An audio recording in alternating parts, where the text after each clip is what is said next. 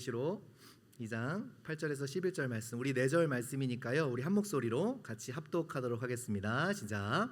서머나 교회의 사자에게 편지하라. 처음이며 마지막이요 죽었다가 살아나신 이가 이르시되 내가 내 환난과 궁핍을 알거니와 실상은 내가 부요한 자니라. 자칭 유대인이라 하는 자들의 비방도 알거니와 실상은 유대인이 아니요 사탄의 회당이라. 너는 장차 받을 고난을 두려워하지 말라. 볼지어다 마귀가 장차 너희 가운데서 몇 사람을 오게 던져 시험을 받게 하리니 너희가 10일 동안 내가 죽도록 충성하라.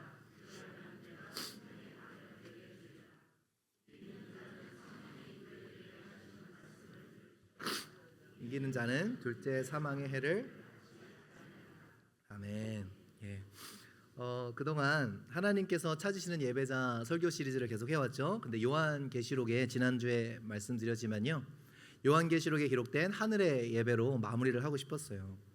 왜냐하면 요한계시록은 하나님의 나라가 온전히 도래하는 그때에 우리가 드리게 될 온전한 예배의 모습을 그려주고 있기 때문입니다. 그래서 요한계시록은 단순히 마지막 때에 관한 책은만은 아니고요, 마지막 때에 드려질 온전한 예배에 관한 책이에요. 그래서 요한계시록은 예배입니다.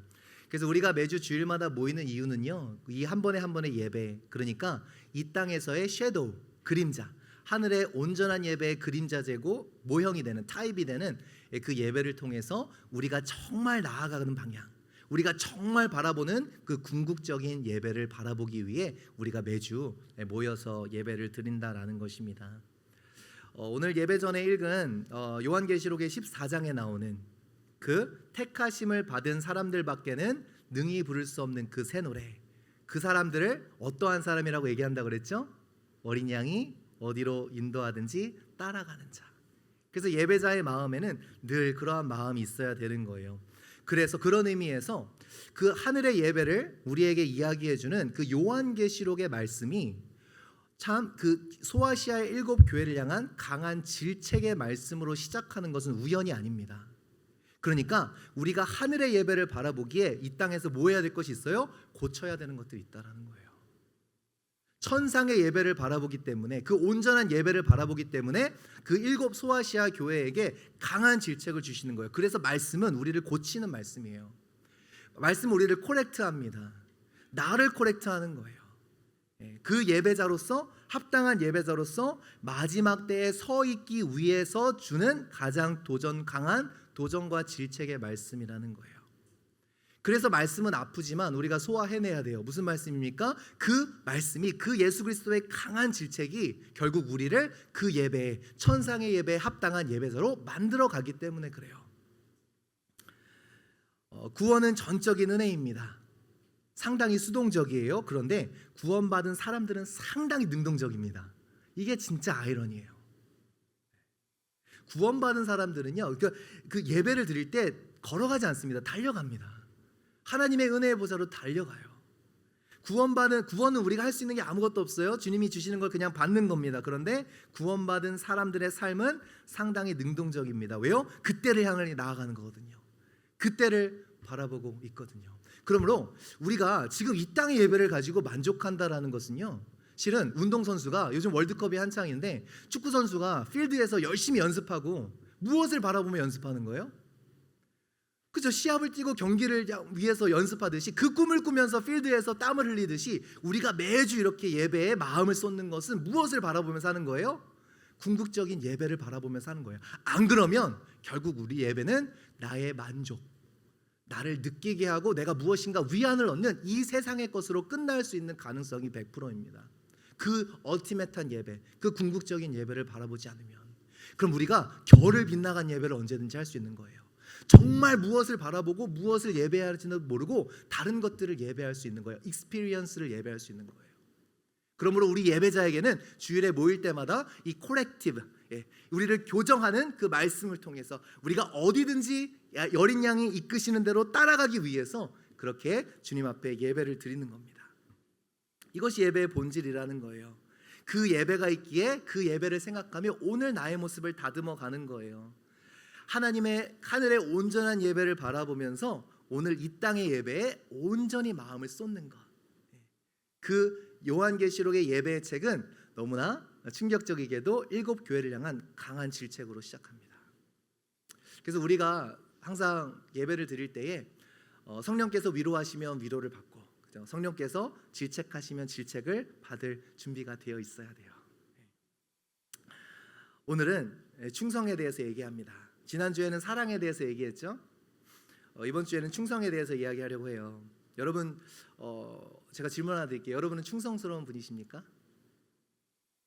우리 선뜻 대답하기가 힘들죠. 저한테도 그럴 것 같아요. 우리는 충성스러운 사람인가? 충성이란 무엇일까? 여러분, 충성하면 어떤 느낌이 떠오르시나요? 좀 시대착오적이죠. 요즘 시대랑 안 어울리죠. 그죠? 직장에 들어가면 뭐 충성이에요. 요즘은 몸값 올려야 되는 시대잖아요.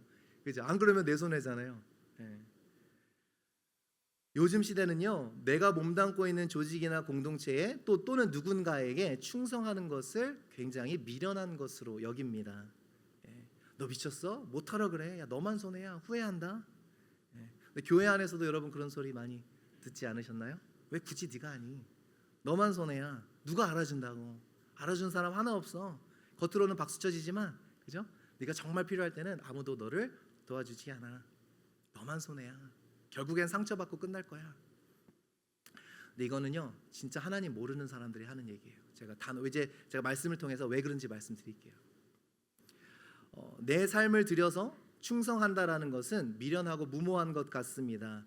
그런 생각이 들죠. 못하러 내 귀한 시간, 귀한 인생, 귀한 물질을 거기에 쏟아붓냐고. 근데 왜 이게 참 그럴듯한데 하나님께 속한 소리가 아닌 줄 아세요? 거짓된 소리입니다. 이건 진짜 거짓된 소리예요. 왜냐? 내 인생을 우리가 참 되게 이렇게 좋게 들리잖아요. 내 인생을 하나님께 드립니다. 주님께 바칩니다. 그러니까 우리의 고백은 참 아름다운데 여러분 잠시만 생각해 보세요. 원래 그분의 것을 그분께 드리는데 뭘 자랑할 게 있어요? 안 그래요? 여러분 지금 안 그런 걸로 쳐다보시는데, 원래 그분의 것을 그분께 다시 드리는데 뭐가 아깝고 뭐가 손해요? 원래 그분 건데 내 삶이 원래 내 거든가요? 마루는 다 고백하잖아요. 나를 지으시니가 그분이시고 나는 주님에 속한 자라고, 주님은 내 것, 나는 주님의 것이라고. 그런데 그분께 내 삶을 드리는데 뭐가 아깝고 뭐가 헌신이고 그게 뭐가 미련하다는 거예요. 그죠? 생각해 보면은 말이 안 돼요. 어불성설이에요. 그죠? 그분의 것을 그분께 다시 드리는데, 다시 말하자면 야 너만 손해야. 왜 그런 걸 네가 해? 내 귀한 시간, 귀한 인생, 귀한 돈을 왜 거기에 쏟아붓냐고. 그러면 그 안에는 뭐가 내재되어 있어요? 결국 내 것이었다라는 그 마음이 내재되어 있어요. 그래서 굉장히 믿음 같지만 믿음이 아닌 거예요. 그러니까 우리가 우리의 신앙을 한꺼풀만 들어보면요, 얼마나 우리가 모순덩어리인지를 깨닫게 돼요. 굉장히 믿음 있게 우리가 보이려고 하지만 실제로 하나님 것을 내가 마치 대단한 헌신을 드리는 것처럼, 그러니까 우리의 모든 시간을 주님께 쏟아붓는다 해도 아까운 거예요? 안 아까운 거예요? 안 아까워야 되는 거예요. 왜? 원래 그분 거였으니까. 내 24시간이 원래 그분 거니까 그분이 쓰라는 대로 쓰면 되는 거예요. 아까울 게 하나도 없는 거예요. 결과 중심으로 보니까 아깝죠. 내가 생각했던 결과가 이루어지지 않았으니까 아깝죠. 그냥 그분께 원래 그분의 것을 내가 드리면 결과와 상관없이 드렸다라는 것으로 만족하고 행복하면 되는 거예요. 결국 누가 아시니까? 하나님이 아시니까. 결국 누구의 욕심이었어요? 우리의 욕심인 거죠. 우리가 원하는 결과가 나오지 않았기 때문입니다. 그래서 충성이라는 것이 지금 세상에서는 미덕이 아니라 미련한 것이 되었습니다만, 하나님의 기준으로 보면 어때요? 하나님께는 그것이 바로 교만이라는 거예요. 적당히라는 것을 미덕과 지혜로 여기는 시대에, 왜냐하면 내 거니까 적당히, 그죠? 그런데 그것은 하나님의 마음과는 너무 거리가 멀다라는 거예요. 성경을 보면 충성이라는 단어가 참 많이 나와요. 생각보다 우리가 원하는 단어만 픽업해서 보잖아요. 여러분은 어떤 단어를 좋아하세요? 그러니까 성경을 볼 때 제가 이렇게 목회하면서요, 가만 보니까 성경 볼 때 우리가 원하는 것만 픽하는 정말 대단한 재주들이 우리한테 있어요. 여러분 암송하는 구절 다 보세요. 그렇죠? 우리가 좋아하는 구절만 암송한다고요. 그런데 우리가 좋아하는 거 빼놓고 그냥 객관적으로 보면, 성경을 보면 이 충성이라는 단어가 적지 않게 나옵니다. 특별히 뭐 중에 하나인가? 성령의 9가지 열매 중에 하나예요. 우리 갈라디아서 5장 22절 23절 우리 함께 읽어보겠습니다. 시작. 오직 자비와 양성과 충성과 온유와 절제니 이 같은 것을 금지할 법. 충성을 금지할 법이 없대요. 성령의 열매래요. 성령이 안에 계시면 충성은 뭐예요? 자연스러운 열매가 되어진다라는 거예요. 옵션이 아니라 좀 유별난 믿음을 가진 사람들이 충성하는 게 아니라 우리 안에 내주하시는 성령께서 반드시 맺게 되어지는 열매가 바로 충성이라는 열매라는 것입니다. 여전히 충성은 우리 삶에 나타나야 돼요. 어쩌면 우리가 놓치고 있었던 그 충성의 모습, 그것에 대해서 우리가 오늘 같이 나누어 보면 좋겠습니다. 먼저 오늘 메시지는 누구에게 주시는 1차적인 메시지의 수신자는 누구인가? 바로 서머나 교회입니다. 서머나 교회는 서머나라는 도시에 있었겠죠. 지금 터키의 이즈미르라는 도시가 바로 신약 성경의 서머나입니다. 근데 서머나라는 도시에 특징이 있어요. 왜 우리 주변에도요, 여러분 이렇게 동네 하면 딱 떠오르는 그런 게 있죠. 어디 사세요? 그러면은 뭐 벨비 어디 살아요? 그러면은 야 거기는 집들이 얼마 정도 하고 막 이런 견적들이 나오잖아요. 어디서 살아요? 그러면 뉴욕 맨하탄에서 살아요. 그러면은 말하지 않아도 가장 낮은 수준의 분들도 저보다 훨씬 높은 그런 견적들이 잡히잖아요. 근데 서머나가 그랬던 거예요. 그 당시 어땠는가? 굉장히 부유한 도시였어요. 돈이 많은 도시. 경제적으로 또 문화적으로, 그러니까 문화가 발달했다라는 것은 부가 좀 있다라는 거죠. 먹고 살만하니까 이런 문화생활이 발달합니다. 한마디로 잘 사는 도시였어요.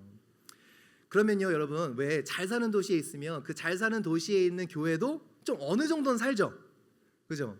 한국에도 분당에 있는 교회들은 잘 되잖아요. 이게 재정적으로 다른 교회보다 다른 지역에 있는 교회보다는 탄탄하잖아요. 그런데 서머나에 있는 서문학 교회도 아주 부자는 아니더라도 그래도 좀 넉넉해야 될 텐데 오늘 어때요? 어떻게 서문학 교회를 이야기합니까? 2장 9절 처음 부분 같이 한번 제가 읽어드릴게요. 내가 내 환난과 궁핍을 알거니와. 좀 이게 말이 안 되죠. 서문학 교회가 극빈층에 있다라는 거예요. poverty라는 단어로 영어로는 번역을 했습니다. 이상하죠? 잘 사는 동네에 있는 교회면 그래도 어지간은 해야 되는데 poverty 어쩌다가 이렇게 가난해졌을까?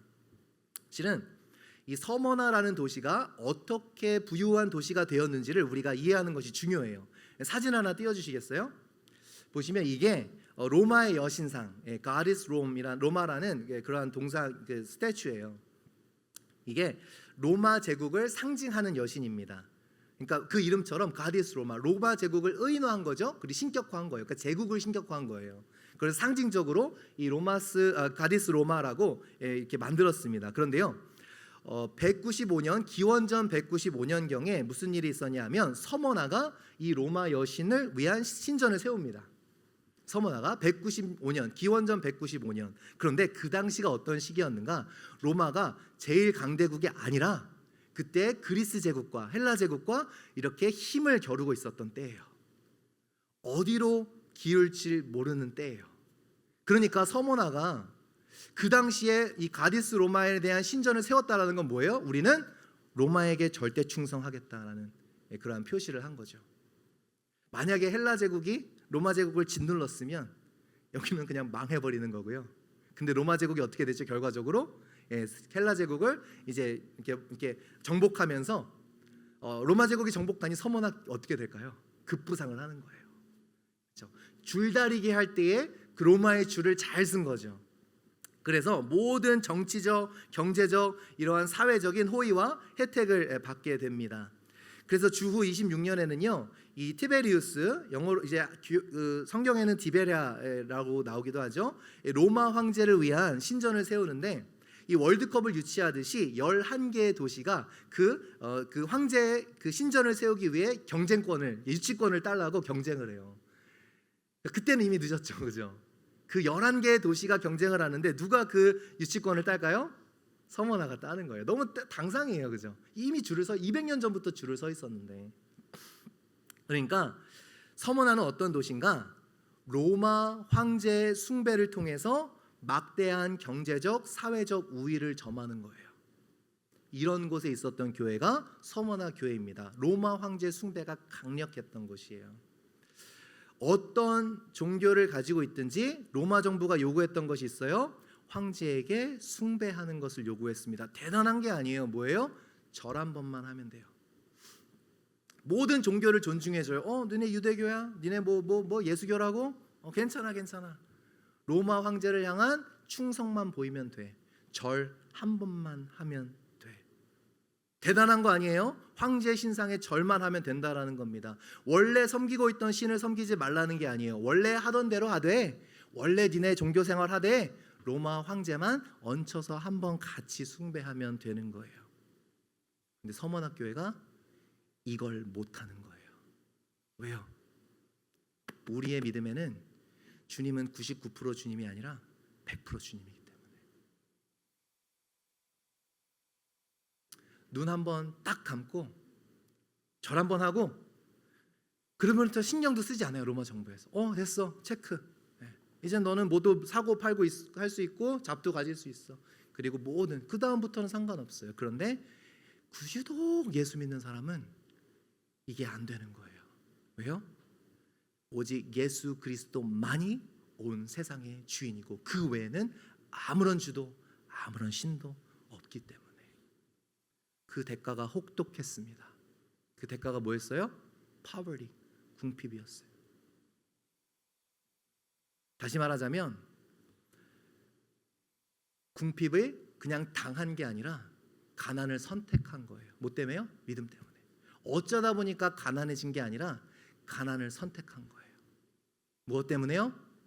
믿음 때문에. 그 예배를 지켜내기 위해서. 엉뚱하지만 상상을 한번 해볼까요? 만약에 우리 사회가 지금처럼 종교의 자유를 보장하지 않는 사회라고 가정을 한번 해볼게요. 만약에 사회 시스템에 종교란에 기독교라고 쓰면 100% 탈락이다. 그거를 검열하기 위해서 정부에서 종교란을 만들었다. 여기에다가 나는 기독교인입니다라고 쓰면 무조건 탈락이에요. 여러분 어떻게 하시겠어요? 검사 안 해요. 그냥 쓰고 없음이라고 쓰고 이제 교회 다녀도 상관없어요. 여러분은 무엇을 쓰시겠어요? 한 번만 눈 딱 감고 쓰면 돼요. 모든 실력과 자격 조건을 갖추었어요. 자타가 다 알아요. 그냥 그 한 칸 눈 딱 감고 종교 없음이라고 쓰면 돼요. 그리고 학교, 회사 잘 다니면 됩니다. 여러분은 어떻게 하시겠습니까? 서머나교회는 그걸 못하는 거예요. 차마 눈 한 번 딱 감고 황제의 신상 앞에서 절할 수가 없어서 일자리를 구하는 것, 경제활동을 하는 것, 생활의 많은 면에서 서머나교회는 많은 불이익을 당했습니다. 그래서 믿음 때문에 가난을 선택한 거예요. 보통은 더 잘 살기 원하는 마음으로 신앙을 의지하는데 보통은 보니까 환난과 궁핍 앞에서 신앙을 뒤로 내던져 버리던데 도리어 서머나교회는 신앙을 지키기 위해서 환난과 궁핍을 선택했습니다. 사랑하는 성도 여러분, 믿음은 더 어려운 길을 택하는 거예요. 믿음은 좁은 길을 택하는 거예요.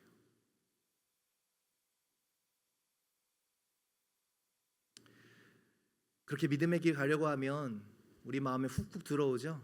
상심. 내가 어떻게 주님을 섬겨왔는데.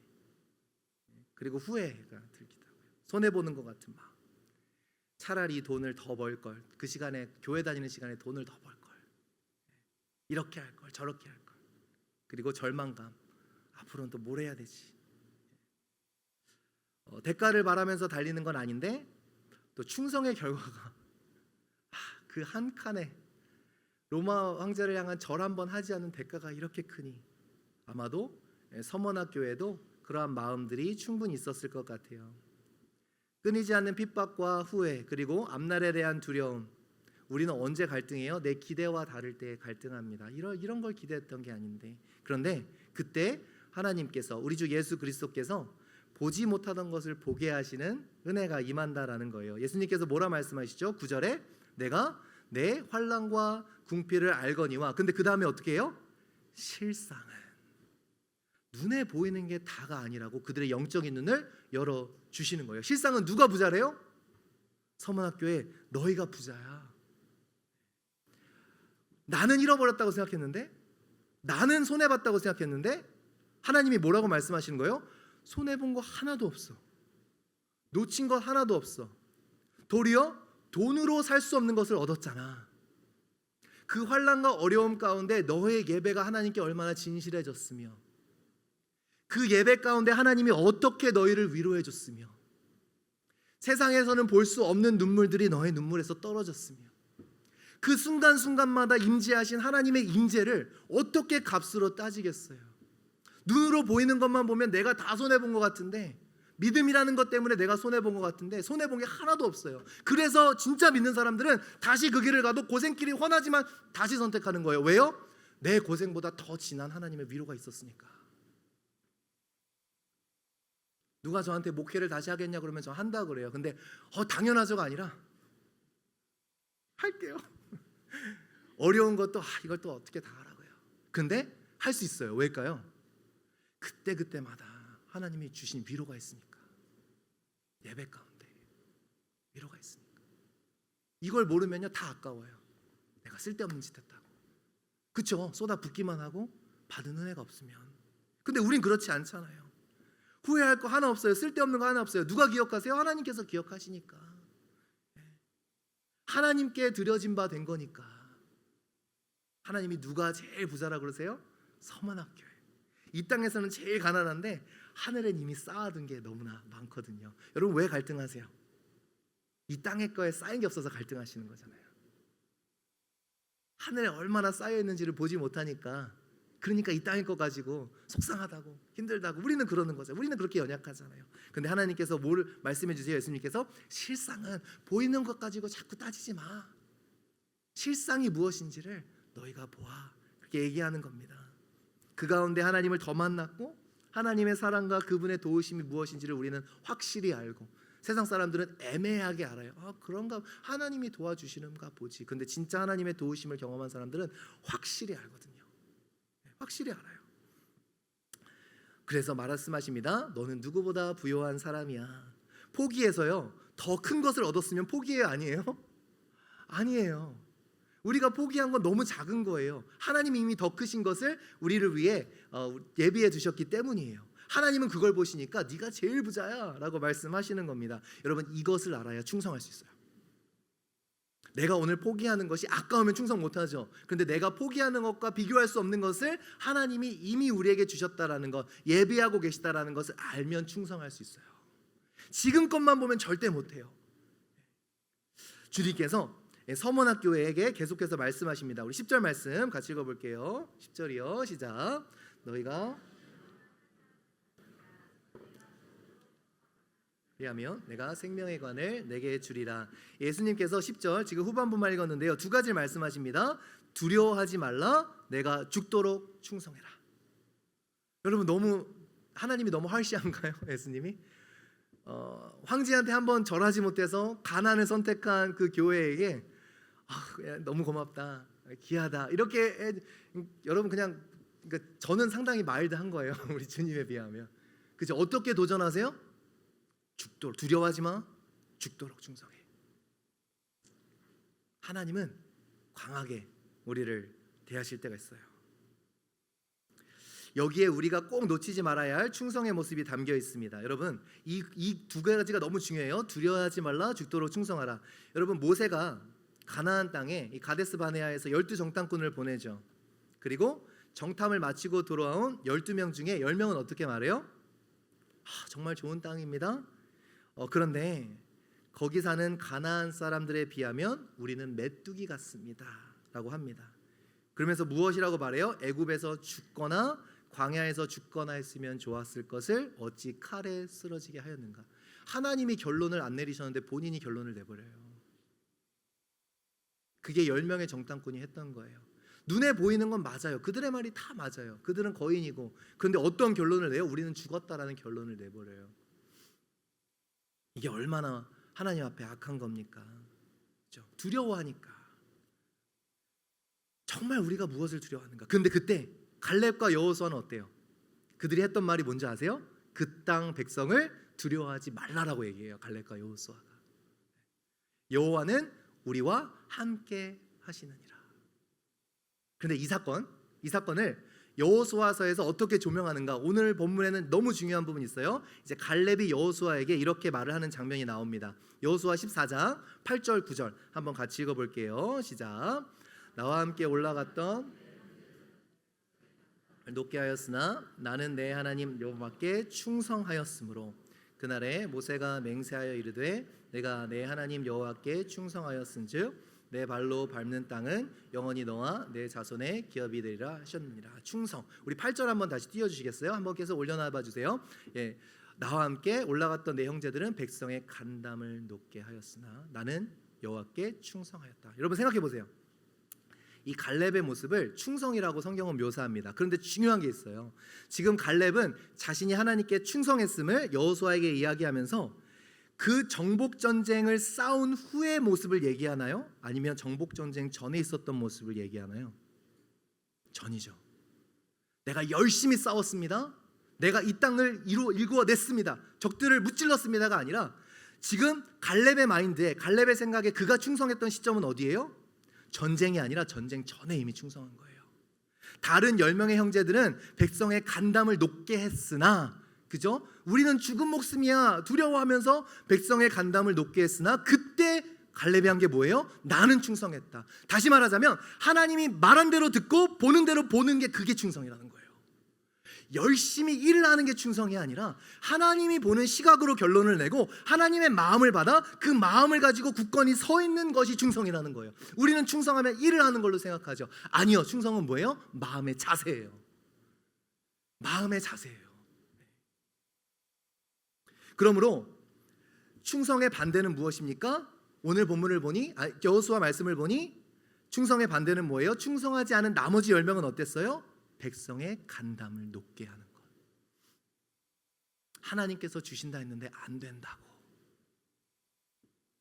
하나님의 마음이 아니라 자기의 생각과 마음으로 결론을 내려 살아가는 것이 주님 보시기에 충성되지 못한 사람들의 모습이라는 거예요.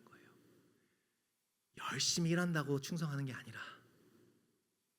종교적 활동을 열심히 한다고 되는 게 아니라 진짜 하나님의 마음과 꿈이 우리 마음속에 있냐라는 거예요. 하나님이 주시겠다라는 것에 가슴 뛰어하고 하나님이 하시고자 하는 것에 내 마음을 드리고, 아무리 눈으로 보기에 안 될 것 같아도 하나님이 된다 하면 되는 것이니 두려워하지 않고 그 자리를 굳건히 지켜내는 것이 하나님 원하시는 충성이라는 거예요. 여러분 충성을 어떻게 생각해 오셨어요?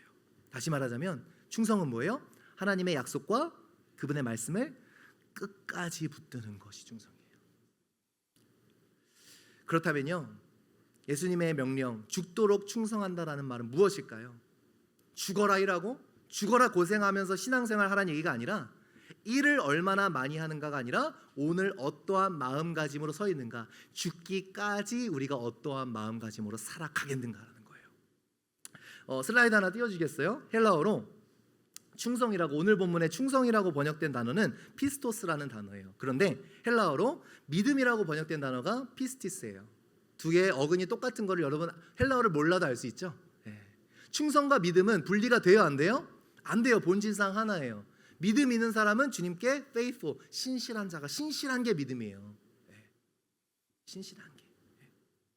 모두 같은 어근에서 나온 단어입니다. 우리가 보면 성경은 이 믿음을 신실함과 떨어뜨리지 않는데 우리는 떨어뜨려요. 연약함이라는 그런 핑계로. 네. 연약하죠. 근데 연약함이라는 핑계로 우리는 믿음과 신실함을 떨어뜨려요. 우리 스스로. 그럴 때가 많다라는 거예요. 신실함은 무엇인가? 변하지 않는 마음이에요. 충성은 단순히 열심히 무엇을 많이 하는 것이 아니라 변하지 않는 마음으로 그 자리에 서 있는 게 충성이에요. 비가 오나 눈이 오나 해가 뜨나 밤이 지나 변하지 않는 마음으로 그 자리를 지켜내는 것이 신실함이에요. 그리고 그 자리를 지키며 하나님께서 하시는 일들을 바라보는 것이 충성입니다. 우리가 많이 편협하게 이해해왔죠. 죽도록 충성하라, 힘에 넘게 일하고 무리하는 것이 충성이라고 오해했는지 모르겠습니다. 원어 그대로 하면 죽음까지, to the point of death, 죽음이 우리에게 다가오는 그때까지 죽을 정도로 무리하라는 게 아니라 타인에 의한 순교면 거기까지, 아니면 자연적으로 다가오는 죽음이라도 거기까지, 하나님이 정하신 때가 있는데 그 때까지 나는 변치 않고 그 자리를 지켜내는 것이 충성이라는 거예요. 내 기대와 다를 때, 내 생각과 다를 때에 내가 그때 스스로 돌아봐야 되는 것은 무엇이에요? 내가 동일한 자세로 하나님 앞에 서 있는가? 이것을 우리는 늘 돌아보아야 됩니다. 봄 날씨에 하나님 섬기는 건 누가 못하겠어요? 황폐한 땅에서, 거칠은 땅에서, 광야의 땅에서 그때 똑같은 마음으로 하나님 앞에 서 있을 수 있겠는가? 그 충성을 보기 원하신다는 거죠. 충성으로 서 있는 것은 두려운 거예요. 어떤 일이 벌어질지 모르기 때문에 두렵습니다. 저도 두려울 때가 많아요. 어디로 나를 이끌고 가실지, 이 결말은 어디에 이를지. 서문학교에도 모양은 다르지만 두려워하고 있었습니다. 그래서 예수님께서는 자신을 이렇게 소개하십니다. 8절 같이 읽어볼게요. 시작. 서머나 교회의 사자에게 편지하라. 처음이며 마지막이요 죽었다가 살아나시니라. 처음이며 마지막. 이사야서 말씀에 하나님이 스스로를 구원자라 하시며 하나님이 자신을 처음과 마지막이라고 하셨습니다. 이제 예수님께서 그 말씀을 자신에게 하시며 나는 알파와 오메가다. 처음과 마지막이다. 무슨 말이에요? 모든 것이 주님의 손에 있다라는 거예요. 그러니까 두려워하지 말라. 그러니까 너는 그냥 그 자리를 지켜. 똑같은 신실한 마음으로 그 자리에만 있으면 돼. 죽었다가 살아나신 이가, 심지어는 죽음마저도 주님의 손에 있으니 죽는다 해도 죽는 게 아니라는 거예요. 무슨 말씀인가요? 미래가 주님 손에 있는데 자식 걱정, 돈 걱정, 사람 걱정하면서 이런저런 걱정하면서 멈칫하는 건 충성이 아니라는 거예요. 진정 하나님이 주관자라고 믿는다면, 진정 예수님이 알파와 오메가라고 믿는다면 이런저런 세상적인 걱정에 멈칫하는 것은 주님 앞에 충성되지 못하다라는 겁니다. 그런데 여러분, 그런 말 하는 사람들이 어디 있어요? 교회 바깥에 있나요? 교회 안에 있어요. 너만 손해야? 거기 그럴 것까지는 없어. 그 정도만 해. 여러분 그러잖아요. 장로님 아들들이, 뭐 장로님들을 폄하하는 건 아니고요. 흔히 우리가 장로님들을 교회에서 믿음 있는 분들이라고 여기니까 신학교 간다 그러면 뭐라 그래요? 그렇게까지는 안 해도 된다 하더라. 생각보다 멀리 있지 않아요? 여러분 가까이 괜찮으겠어요? 내 자녀가 하나님께 헌신하며 나간다 한다면? 그러니까 이러한 것들 있잖아요. 이렇게 하나님께 예배하면서도 정말 하나님께 충성하는 것을 못하게 하는 사람들은 굉장히 가까이 있어요. 그래서 여러분 주변에 그렇게 하지 마, 그럴 것까지 없어. 다 거짓이에요. 여러분 위하는 사람들 아니에요. 속지 마세요. 결국에 무엇을 부정하게 하는가? 하나님의 주인, 내 삶의 주인 되심을 부정하게 해요. 하나님께서 마음 부어주시면 무엇이든지 해라 이렇게 나와야 돼요. 하나님께서 당신에게 그 마음 주셨으면 하세요. 야, 너 잘 생각해봐. 너만 후회하는, 자기가 무슨 말을 하고 있는지 몰라요. 진짜 다 하나님 주님 건데, 다 하나님 건데 내 삶을 드린다는들 뭐가 아깝겠어요? 우리 자녀의 인생을 드린다는들 뭐가 아깝겠어요? 그래서 충성은, 여러분이 충성하려면 누구를 이겨야 돼요? 주변에 종교적 형식주의를 가진 사람들을 이겨내야 돼요.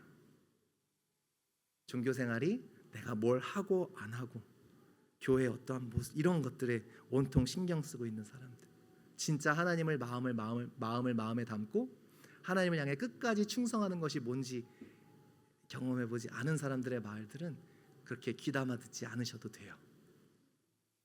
진짜 하나님을 향해 나아가는 자들, 하나님이 마음 주시면 하라고. 우리 자녀들에게 누가 용돈을 주잖아요. 저희 자녀들에게도 그랬어요. 저는 이제 저희 딸내미가 귀엽다고 어렸을 때 100불을 주니까 그 100불을 교회에다 다 헌금을 하시겠대요. 하라고. 하나님이 마음 주신 대로 하고. 여러분 그럴 거죠. 야, 10분의 1만 하고 90불은 잘했다가 너 필요한 거 마음 주시면 하라고. 멀리 있지 않아요. 10명의 정탐꾼은 이스라엘 바깥의 사람이 아니라 이스라엘 안 사람이었어요. 멈칫멈칫하는 것은 충성이 아닙니다. 그것은 열정탐꾼과 여호수아의 갈렙의 결정적인 차이였어요. 제가 마음에 담고 사는 멋진 글이 있습니다. 달리기를 말할 때 내가 하고 싶은 이야기, 계속 달려야 하는 이유는 아주 조금밖에 없지만 달리는 것을 그만둘 이유는 대형 트럭 가득히 있다. 여러분도 그렇겠죠? 나만 손해보는 것 같고 힘들 때가 얼마나 많으시겠어요. 그만두고 싶을 때가 얼마나 많겠어요. 벌어지는 현상을 보면요, 그만두고 싶을 때가 한두 번이 아니에요. 근데 계속 가는 이유는 딱 하나예요. 뭘까요? 충성이에요. 그 단 한 가지 이유를 소중하게 단련하는 것 뿐이에요. 그 한 가지 이유가 다른 모든 것을 뒤집어 엎는 거예요. 그냥 하나님 기쁘시게 하시고 싶은 마음. 우리는 믿음을 이야기할 때 예수님으로 인해 어려움을 극복하는 것을 주로 이야기합니다. 예수님이 나를 이렇게 도와주셨어. 그것도 좋아요. 중요한 거예요. 근데 성경은요, 더 믿음의 중요한 부분을 이야기합니다. 성경이 말하는 믿음은 예수님으로 인해 그분의 고난에 동참하는 것을 믿음으로 얘기해요. 예수님으로 인해 고난을 피하는 것을 믿음이라고 하지 않고요. 예수님을 통해 고난을 극복하는 것만을 믿음이라고 하지 않고요. 예수님으로 인해 그분의 고난에 동참하는 것을 믿음이라고 얘기합니다. 빌립보서 3장 10절 우리 세 번역으로 읽어볼게요. 시작. 내가 바라는 것은 그리스도를 알고 그분의 부활의 능력을 깨닫고 그분의 고난에 동참하여 그분의 죽으심을 본받는 것. 달리는 것을 그만둘 이유는 참 많아요. 아마 대형 트럭 한가득이 저와 여러분에게 나올 거예요. 지난날의 후회, 아픔, 앞날에 대한 두려움, 상실감, 섭섭함.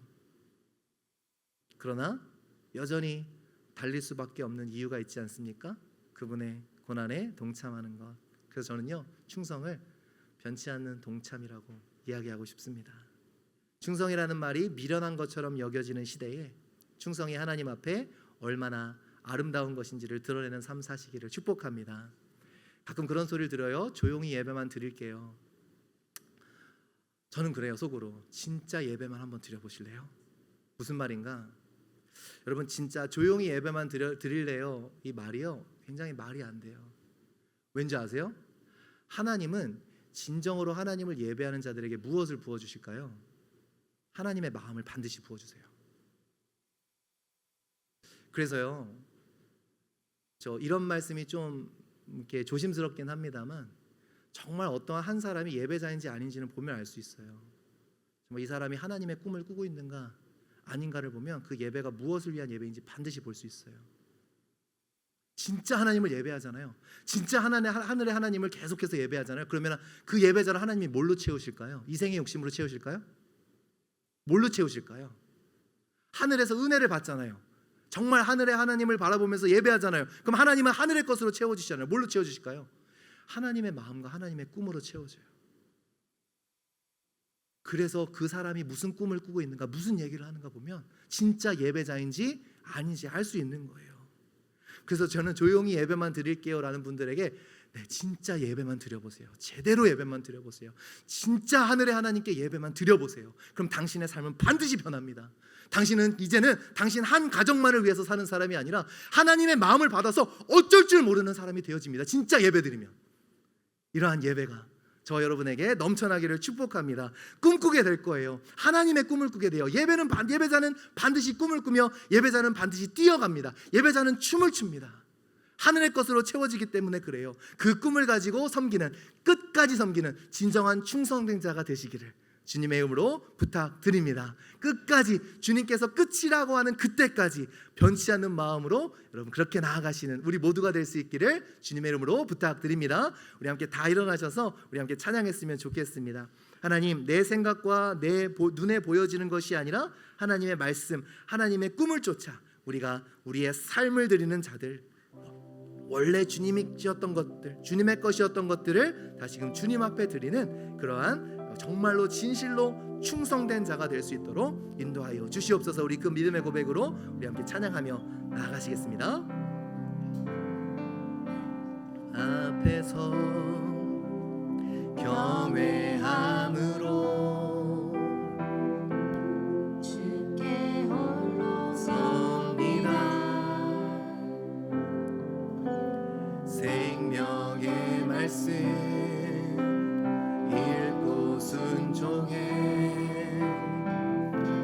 주를 예배합니다. 한 번 더 말씀 앞에서 경외함으로 말씀 앞에서 경외함으로 주께 홀로 섭니다. 생명의 말씀 읽고 순종해 주를 예배합니다. 기록된 말씀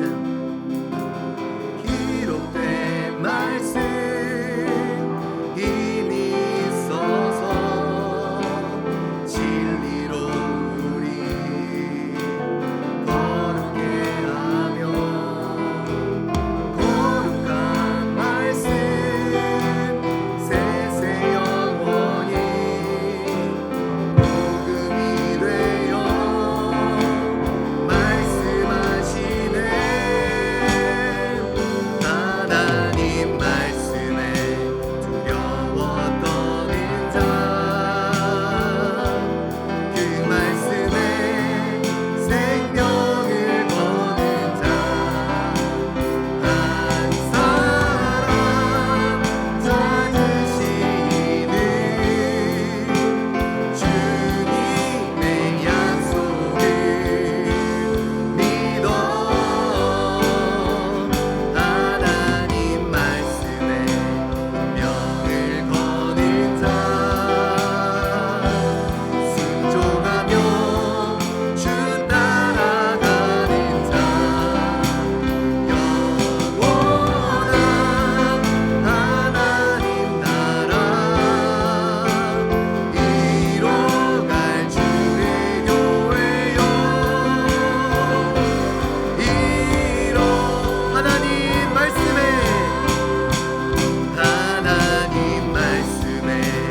두려워 떠는 자 그 말씀에 생명을 거는 자 한 사람 찾으시는 주님의 약속을 믿어 하나님 말씀에 운명을 거는 자 순종하며 주 따라가는 자 영원한 하나님 나라 이뤄갈 주의 교회요 이뤄. 자, 우리 함께 기도하시며 나아갈 수 있습니다. 기도하실 때 하나님 충성하는 자들이 될 수 있도록 인도하여 주시옵소서. 내 생각과 내 경험으로 결론을 내리는 자들이 아니라 하나님의 말씀과 마음을 받아 그것을 결론 삼고 끝까지 신실한 모습으로 주 앞에 서 있는 자들이 될 수 있도록 인도하여 주시옵소서. 갈렙과 여호수아 같은 그러한 충성된 자로서 주님 다시 오시는 그날까지 신실한 믿음으로 서 있는 우리가 될 수 있도록 내가 되어질 수 있도록 인도하여 주시옵소서. 그렇게 주님을 예배하는 자들이 될 수 있도록 함께하여 주시옵소서. 우리 주님께 간절히 기도하며 나가시겠습니다. 함께 기도하시겠습니다. 주여 하나님, 이 시간 우리가 기도합니다. 하나님, 정말 그런 충성 주님께서 원하시는 충성을 아버지 하나님 우리 가운데서 발견하게 되시 간절히 기도하고 원합니다. Let us be my faithful. 아버지 하나님, 정말 그 마지막 때 예수께서 다시 오시는 그때 정말 우리가 충성되고 신실한 자로 아버지 하나님 서 있을 수 있도록 인도하여 주시옵소서. 아버지 하나님, 정말 마지막까지 아버지 하나님의 말씀을 결론으로 삼고 아버지 하나님 말씀에 신실하게 아버지 주님의 마음을 받아 아버지 나아간 우리가 될 수 있도록 인도하여 주시옵소서. 예배 때마다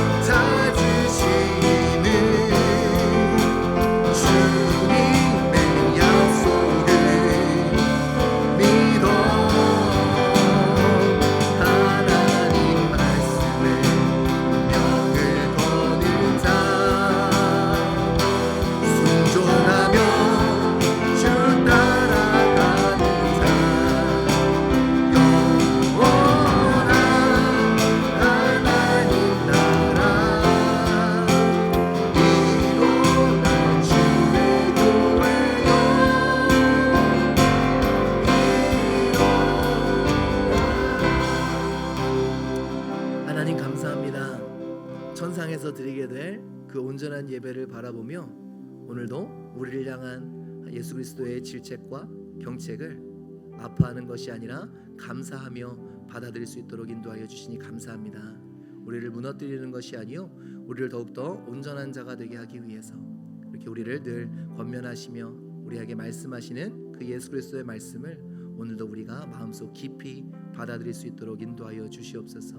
그리하여 이 세상의 것을 가지고 살아가는 자들이 아니라 하나님께서 주시는 꿈과 하나님의 마음을 가지고 매일매일 예배하며 나아가는 우리 모두가 될 수 있도록 하나님의 마음을 가지고 매일매일 충성된 모습으로 그 자세로 살아가는 우리가 될 수 있도록 인도하여 주시옵소서.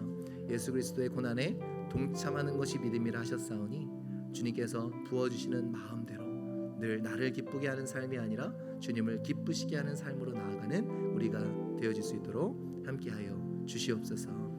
이제는 우리 주 예수 그리스도의 은혜와 하나님의 사랑과 성령님의 교통하심이 주 예수 그리스도 오시는 그날에 충성된 자로 발견되어지기를 간절히 소망하는 그리하여 오늘을 하나님의 마음과 하나님의 꿈을 가지고 살아가기로 결단하는 주의 자녀 머리머리 위에 지금부터 영원토록 함께 하시기를 간절히 축원하옵나이다. 아멘.